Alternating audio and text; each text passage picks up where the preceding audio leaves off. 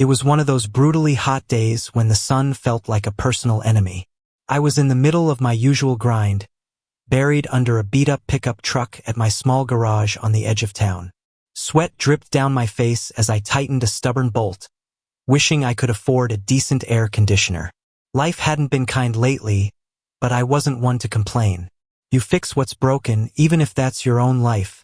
At least that's what I told myself. The sound of screeching brakes snapped me out of my thoughts. I slid out from under the truck, wiping my hands on a grease-stained rag. A sleek, silver sports car, easily worth more than my entire garage, had come to an abrupt halt outside.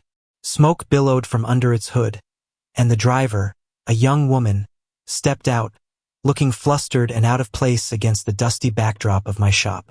Her heels clacked against the gravel as she approached, her designer sunglasses pushed up onto her head. She looked like someone who belonged in a penthouse, not stranded in a town this small. "Excuse me," she said, her voice carrying a mix of frustration and desperation. "My car broke down. Can you take a look at it?" I glanced at the car, then back at her. "That's not just any car. You're driving a machine that eats wallets for breakfast," I said with a smirk, trying to lighten the mood. "But yeah, I'll take a look." She seemed relieved, though she crossed her arms protectively. "Just, please be careful with it. It's important." I raised an eyebrow at her tone but didn't say anything. Popping the hood, I was greeted by a mess of overheated parts and what looked like a botched DIY repair attempt. I couldn't help but whistle. This isn't gonna be easy. Whoever touched this before didn't know what they were doing. "Can you fix it?" she asked, almost pleading. "Yeah," I replied, rolling up my sleeves. "But it's gonna take some time." For hours, I worked on that car, pouring every ounce of skill I had into repairing it. The woman, whose name I learned was Sophia, watched from a distance, occasionally checking her phone. Despite her polished appearance, there was a nervous energy about her, like she wasn't just worried about the car. When I finally got the engine running again, she looked at me with genuine gratitude. "Thank you. How much do I owe you?" I shook my head. "Don't worry about it. You were stranded, and I just did what needed to be done." Her eyes widened. "Are you serious? You spent hours on this?" "Yeah, well, I know what it's like to be stuck. Besides, you've probably had a rough enough day as it is." She stared at me for a moment, her expression unreadable. Then, to my surprise, she smiled. A real, genuine smile that lit up her face. "Thank you. I won't forget this." She handed me her business card. "If you ever need anything, call me." I glanced at the card. It didn't register immediately, but the name on it struck a chord. Sophia Hayes. It sounded familiar, though I couldn't place it. I shrugged and slipped it into my pocket, not thinking much of it at the time. The next morning, I was back at the garage, dealing with a customer who was arguing about the cost of a repair, when a black SUV pulled up. A man in a sharp suit stepped out, looking entirely out of place in my dusty little world. "Are you Liam Carter?" he asked. "Depends on who's asking," I replied cautiously. He handed me an envelope. "Ms. Hayes asked me to deliver this." I opened it and froze. Inside was a check, a big one, enough to cover all my debts and still have plenty left over. There was also a note. "For your kindness. Let me return the favor. Sophia." Couldn't believe it. For the first time in years, I felt like I could breathe again. But this was just the beginning. Sophia Hayes wasn't just any stranded motorist. She was one of the wealthiest women in the country, and she had plans for me. As I stood there, staring at the check, a million thoughts raced through my mind. Was this some kind of joke? People like Sophia Hayes didn't just hand out money like candy. But before I could process it all, the man in the suit cleared his throat, breaking my daze. "Ms. Hayes would like to meet with you," he said in a tone that left no room for negotiation. "If you're available, I'll take you to her now." My instinct was to decline. People like her didn't mix with people like me. People who spent their days covered in grease, fixing problems no one else cared about. But curiosity got the better of me. What could she possibly want with me? "Let me lock up," I said, grabbing my jacket. Moments later, I found myself in the back seat of the sleek SUV, heading toward the most unexpected meeting of my life. We arrived at an estate that looked like something out of a movie. The gates alone were taller than any building in my neighborhood, and the driveway seemed to stretch on forever. When we finally pulled up to the house, a mansion that could have been mistaken for a palace, my nerves hit an all-time high. Sophia met me at the entrance, her demeanor softer than when I'd first met her. She was dressed more casually this time, but she still radiated the kind of confidence and elegance that came from living a life far removed from mine. "Thank you for coming," she said, leading me into a spacious sitting room. Everything about the place screamed wealth, from the crystal chandelier overhead to the priceless art on the walls. I felt like a fish out of water. "I hope the check didn't overwhelm you," she said, offering a small smile. "Overwhelm might be an understatement," I replied, trying to keep my voice steady. "Why did you send it? I didn't fix your car expecting anything in return." "That's exactly why," she said, her expression serious. "People in my world don't do things without expecting something back. Your kindness. It reminded me of something I haven't felt in a long time. I didn't know how to respond to that, so I stayed quiet." She continued, her tone more businesslike now. "I've been thinking about what you said yesterday, about knowing what it's like to be stuck. I want to help you, Liam. Not just with money, but with an opportunity." "An opportunity?" I echoed, skeptical. "I've been looking for someone I can trust to oversee a new project of mine. A charity initiative. It's designed to help people like you, people who just need a chance to turn their lives around. I think you'd be perfect for it." The words hit me like a freight train. Me? In charge of something like that? It sounded insane. "I don't know anything about running a charity," I admitted. "You didn't know anything about fixing my car either. But you did it. You have more potential than you realize, Liam. All I'm asking is that you think about it." That night I couldn't sleep. Sophia's words replayed in my mind. The check was already life-changing, but the opportunity she was offering felt even bigger. Almost too big. It was terrifying and exciting all at once. By morning, I'd made my decision. I wasn't about to let fear hold me back. I called the number on her card and said 3 words that would change everything. "I'm in." The next few weeks were a whirlwind. Sophia introduced me to her team, a group of polished professionals who looked like they belonged on magazine covers. I was painfully aware of how out of place I looked in my thrift store button-down and scuffed boots, but Sophia never treated me like I didn't belong. She guided me through the basics, teaching me about fundraising, project management, and networking.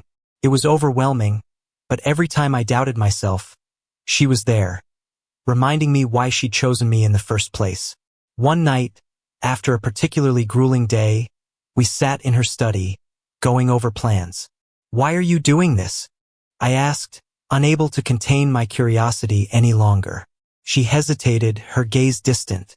"Because I've been where you are," she said quietly. "Before all of this, I was just a girl trying to survive. Someone gave me a chance, and it changed my life. Now I want to do the same for others." As I got to know Sophia better, I began to see cracks in her polished facade. She wasn't just a billionaire with a heart of gold. She was a woman carrying the weight of a past she rarely spoke about. I noticed it in the way she avoided certain topics, the way her smile faltered when someone mentioned her family. One evening, after a successful fundraising event, I found her alone on the balcony, staring out at the city lights. "You okay?" I asked. She glanced at me, her expression unreadable. "Do you ever feel like no matter how much you achieve, it's never enough?" "All the time," I admitted. "But I think you've done more than enough. Look at all the lives you're changing." She gave a small, sad smile. "Sometimes it's not about what you do. It's about what you can't undo." Her words stayed with me, adding another layer of complexity to the woman who had already turned my life upside down. Just as things seemed to be falling into place, a scandal erupted. Someone leaked false accusations about Sophia's charity, claiming it was a front for money laundering. The media frenzy was relentless, and donors began pulling out. Sophia was devastated, but she refused to back down. "This isn't just about me," she said during a heated meeting. "It's about the people we're trying to help. We can't let them win." I found myself stepping into a role I never expected, her defender. I worked tirelessly to prove the accusations false, digging through records and rallying support from those who believed in her mission. It was exhausting, but it felt like I was finally doing something that mattered. The scandal hit harder than we expected, with news outlets running wild with the story. Sophia's name, once synonymous with success and generosity, was dragged through the mud. I could see the toll it was taking on her. The sleepless nights, the forced smiles in front of the cameras, the weight of accusations she didn't deserve. But Sophia wasn't the only one fighting. I couldn't stand by and watch her be torn apart for something she didn't do. While she worked to salvage the charity's reputation publicly, I took it upon myself to dig deeper into the source of the accusations. Someone had gone to great lengths to tarnish her name, and I was determined to find out who. Late one night, as I combed through old emails and financial records, I stumbled upon something strange. An unusually large donation from a company called Arcadia Holdings. The name didn't ring a bell, but the timing was suspicious. It was shortly before the accusations began, and the company had ties to a competitor of Sophia's. I brought it to her attention the next day. "Does Arcadia Holdings mean anything to you?" I asked, handing her the file. She froze, her face paling. "They're owned by the Montgomery family. We've butted heads before, but I never thought they'd stoop this low." "Looks like they did," I said grimly. "We need proof." With Sophia's permission, I started reaching out to contacts and piecing together Arcadia Holdings' connection to the scandal. What I found was infuriating. A trail of forged documents and false testimonies, all pointing back to the Montgomerys. It was clear they were trying to destroy Sophia's reputation to eliminate her as a competitor. Armed with this information, we confronted the Montgomerys' legal team. It wasn't an easy battle, they were powerful and ruthless, but we had the truth on our side. Sophia's resilience shone through, and her unwavering belief in justice inspired me to keep fighting, no matter how difficult it got. The tide finally began to turn when one of the Montgomery's employees came forward as a whistleblower. They provided evidence that proved the accusations against Sophia were fabricated. It was a game changer. Sophia held a press conference, presenting the evidence to the public. I stood by her side as she faced the cameras, her voice steady and clear. "This isn't just about clearing my name," she said. "It's about standing up to those who think they can manipulate the truth for their own gain. I won't let them win." Her words resonated with people, and support for the charity began to flood back in. As the scandal faded, I realized how much I'd changed since meeting Sophia. The garage felt like a distant memory, though it would always be a part of me. Working with her had given me a sense of purpose I never knew I needed. One evening, as we wrapped up another successful fundraiser, Sophia pulled me aside. "You've done so much for me, Liam," she said, her voice filled with gratitude. "I don't think I can ever repay you." "You already have," I replied. "You gave me a chance when no one else would. That's more than enough." Months later, Sophia's charity was stronger than ever, and so was our partnership. She offered me a permanent role as her right-hand man, a position I gladly accepted. Together, we launched new initiatives that helped thousands of people, proving that even in the face of adversity, kindness and determination could triumph. Sophia's faith in me had changed my life, but more importantly, it had shown me the power of believing in others.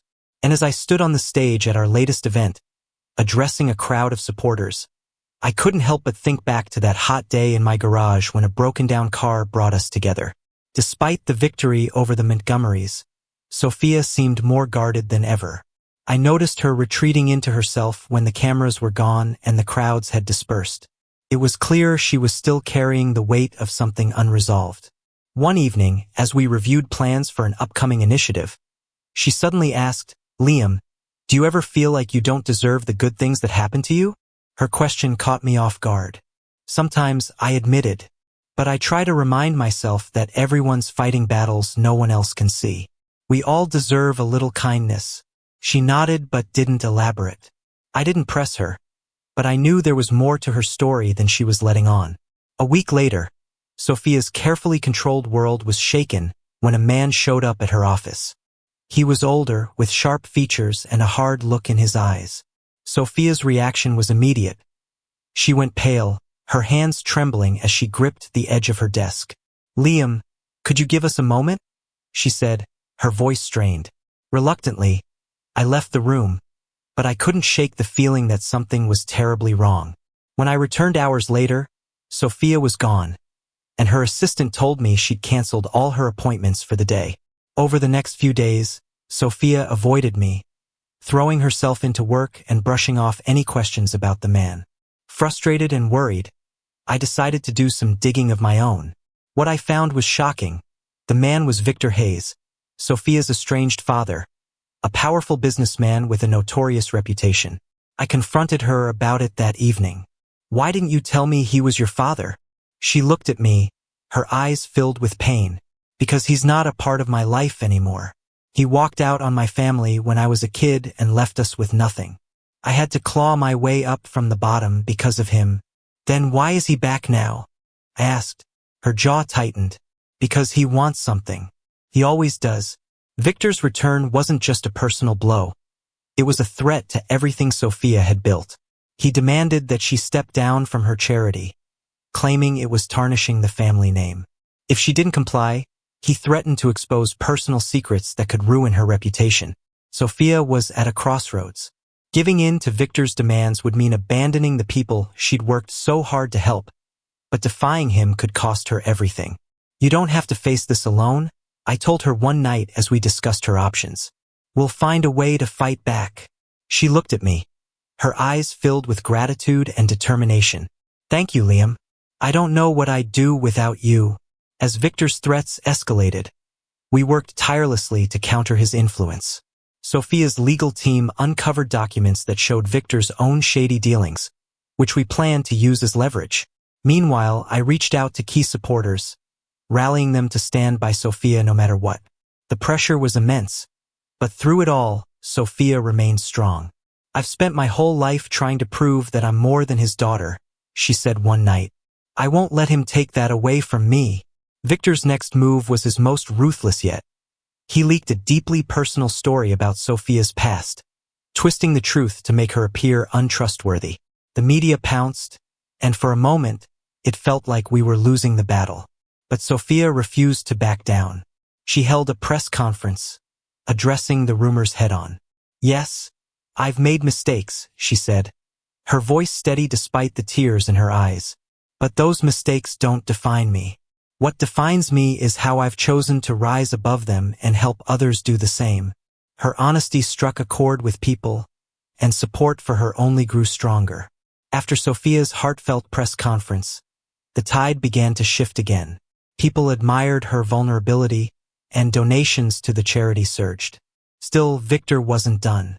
He doubled down, using his vast network of connections to try and dismantle her reputation. But this time, we weren't fighting alone. Sophia's supporters, both influential and everyday people, rallied behind her. Public figures spoke out in her favor, calling out Victor's underhanded tactics. Even a few of his former associates turned against him, fed up with his ruthless methods. It was a battle of wills, and Sophia's strength was contagious. Watching her stand tall in the face of such adversity inspired me in ways I hadn't expected. One night, while going through documents related to Victor, I uncovered something shocking. He had been siphoning money from one of his own companies to fund his campaign against Sophia. The discovery was damning, but exposing it wouldn't be easy. Victor was a master at covering his tracks, and if we made one wrong move, it could backfire. I showed the evidence to Sophia, and for the first time I saw her falter. "If we use this, he'll retaliate," she said. "And he won't just come after me. He'll come after everyone I care about. Then we'll make sure he can't," I replied firmly. "You've spent your life standing up for others. Let me stand up for you this time." She nodded, a flicker of hope returning to her eyes. "All right, let's do it." We worked tirelessly to build a case against Victor, gathering evidence and preparing for the inevitable fallout. Sophia's legal team was on high alert, and I coordinated with trusted allies to ensure we had support when the time came. As we neared the final stages of our plan, Sophia confided in me about her fears. "I've spent so long trying to prove that I'm not like him," she said. What if fighting him makes me just as ruthless? It won't, I assured her, because you're doing this to protect the people who believe in you, not for power or revenge. That's what sets you apart. The day we confronted Victor was one I'll never forget. In a private meeting arranged by our lawyers, we presented the evidence of his illegal activities. For the first time, I saw cracks in his confident facade. He tried to dismiss the accusations, but the weight of the proof was undeniable. You can walk away quietly, Sophia said, her voice steady despite the tension in the room. Or we can take this public and let the world see who you really are. Victor glared at her, but he knew he was cornered. After a long, tense silence, he finally relented. Fine, he spat. But don't think for a second that this is over. Sophia didn't flinch. It is for me.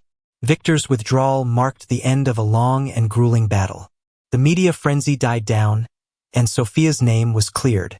She was finally free to focus on her charity without the shadow of her father looming over her. But the victory was bittersweet. The ordeal had taken a toll on her, and she needed time to heal. I encouraged her to take a step back and focus on herself for a while. You've given so much to others, I said. Now it's time to take care of you. She smiled softly. You're right, but I couldn't have done any of this without you, Liam. Thank you. With Victor out of the picture, Sophia and I worked together to rebuild what had been damaged. The charity flourished, and we launched new initiatives to help people in need. The experience had brought us closer, and I found myself relying on her just as much as she relied on me. One day, as we celebrated the opening of a new community center, Sophia turned to me with a thoughtful expression. You know, I always thought I had to do everything on my own, she said. But you've shown me that it's okay to lean on someone else. You've done the same for me, I replied. We make a pretty good team. As Sophia healed from the ordeal with her father, she began to confront the scars of her past. She sought out the people she'd hurt along the way, offering apologies and making amends. It was a humbling process, but it brought her a sense of peace she hadn't felt in years.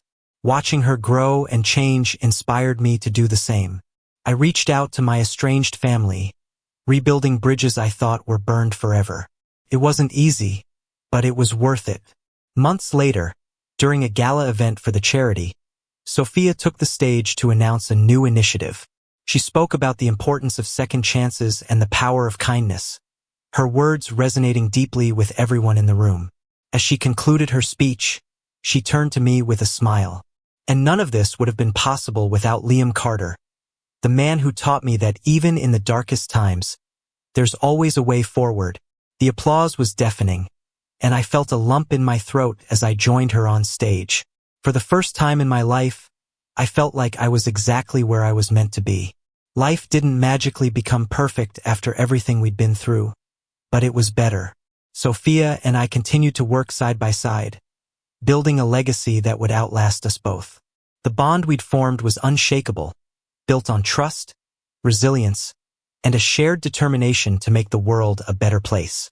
Looking back, I couldn't believe how much had changed since the day Sophia's car broke down outside my garage. What started as a simple act of kindness had turned into something extraordinary, a journey that transformed both our lives forever.